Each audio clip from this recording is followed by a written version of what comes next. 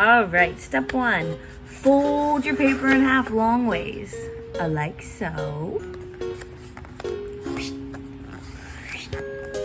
Now, we have 2 rectangles. Then you're going to take one corner of the paper and fold it down to make a triangle on top of that rectangle.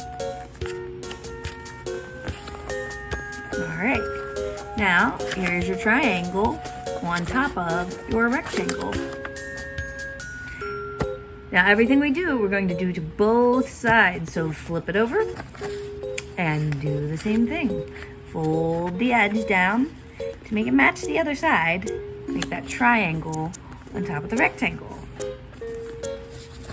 Now it's going to look like this. Next, fold it again. So you take, look at this as the edge. You're going to take this edge of your triangle and fold it to the bottom, like this. Don't take the edge of the rectangle, that's going to give you something different. Take the edge of the triangle and fold it to the bottom. And you'll see it stops right here.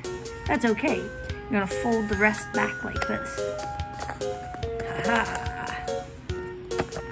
And now, that's what it looks like. Another triangle or on top of. Now it's a triangle over here. Flip it over. Do the same thing. Fold the triangle edge down to the bottom. That's that point that I was talking about here. Out to the back. Now, technically, you could stop here and it would probably fly. But it's going to be better if we go one more. And we're going to take this edge again, this triangle edge, and one more time, fold it down to the bottom. Ooh, now that's looking like an airplane. Flip it over, do the other side.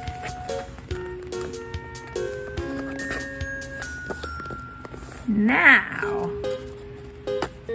this is what it looks like, all folded up, just a triangle. But if you flip it upside down, you'll have this middle part. You can straighten it out a little like this, and now you're ready to fly. 1, 2, 3. Gonna give the airplane a test spin here in my backyard. So I think I can get it further than I could in the house. So here we go, guys. 1, 2, 3. Oh, well, not too bad. Let's see how I do tomorrow. Good luck.